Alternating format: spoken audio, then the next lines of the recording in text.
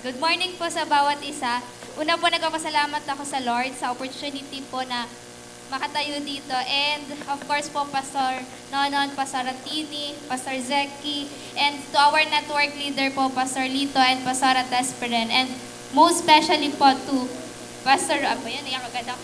Pastor Robin and Pastor Lorna. So ako po si Jobel Alenio, one of the primary 12 po ni Pastor Robin and Pastor Lorna. And gusto ko po munang i-share yung story ko po before pumunta dito sa Butuan. So, ako po ay part ng broken family. So, yung tatay ko po sa makabilang bahay. Bahay po, hindi po buhay. And during that time po, ang nanay ko din po ay baon sa utang. Kung familiar po kayo sa 5-6, suki po yan ng mama ko. So, dumating po sa time na dahil po baon siya sa utang, kailangan po namin maglako ng paminta, ng mantika. Tapos para po pagka papasok po kami sa school, yung bag po namin, hindi po libro at notebook yung laman, kundi gummy worms, siomai rice, pantinda po sa school, para meron po kaming pambaon. So, during that time po, para sa amin, dahil po mahirap talaga yung buhay, parang ang mindset namin, ito na po yung nakalakihan namin, dito na rin kami mag-e-end. So, mahirap sa amin yung pangarap. Parang parable po siya sa amin.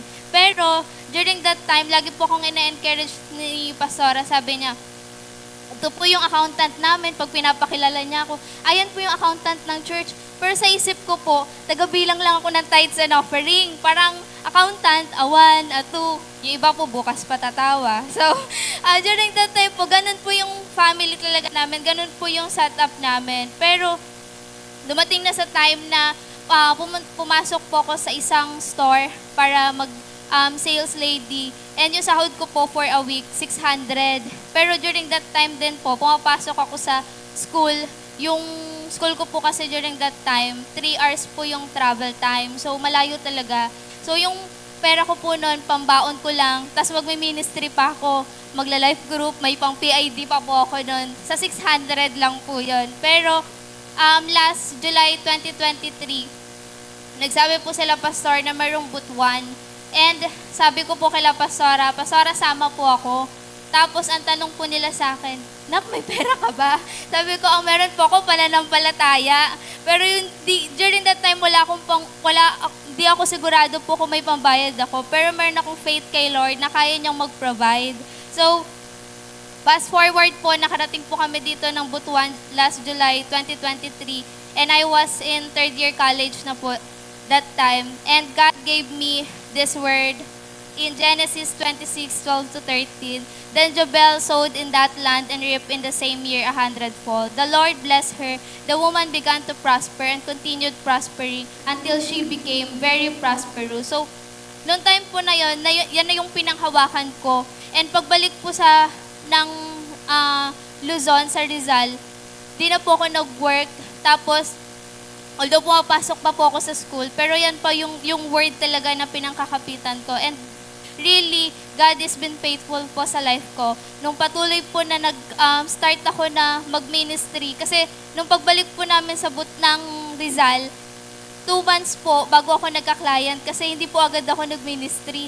Pero nung niremind po ako ng pastor ko na, Nak, ano yung pinapagawa ni Lord na hindi mo pa ginagawa? And during that time po, nag-decide ako na pupunta ako ng mga campuses para mag-win. So, nung moment po na 1 week straight po nag-ministry ako, yun din po yung week na na-receive ko yung first ever client ko. And God has been faithful. So, ngayon po, fast forward, from 600 po yung salary, I am now earning 6-digit monthly income with 7 partners. And from before po, na yung mga leaders kailangan mag-garage sale, magtinda na siomai rice para po may pambayad sa mga mentoring. Ngayon po, mayroon ng home office para i-finance yung ministry. And we started to bring our disciples po sa bawat mentoring and conference na hindi po iniisip yung pambayad. Because of the home office as well, I was able to complete my team of 12 and now starting to build my 144.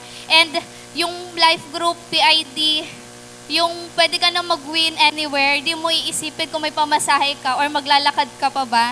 And also, God enable me to bless different sambahay. And every Sunday po, nagre-rent po ako ng jeep para po may pangsundo sa kanila. And before po na kailangan namin pumunta ng Manila sa family po namin para po i-bless nila kami pang Pasko, ganyan. Pero ngayon po, sila na yung pupunta sa amin para i-bless po namin sila. Natitreat na po namin sila sa restaurant, natitreat na po namin sila, makapag-banding po kami sa mga resort na kami po yung nagbabayad. And sobrang generous po talaga ng Lord. And lastly po, nung Wealth Summit, I was also awarded for giving my first 6-digit first fruit na 390,000. And this year po, ang word sa akin ng Lord sa 1 Samuel 3:11, then the Lord said to Jobel, behold, I will do something in you at which both ears of everyone who hears it will tingle. Sa Lord po ang papuri.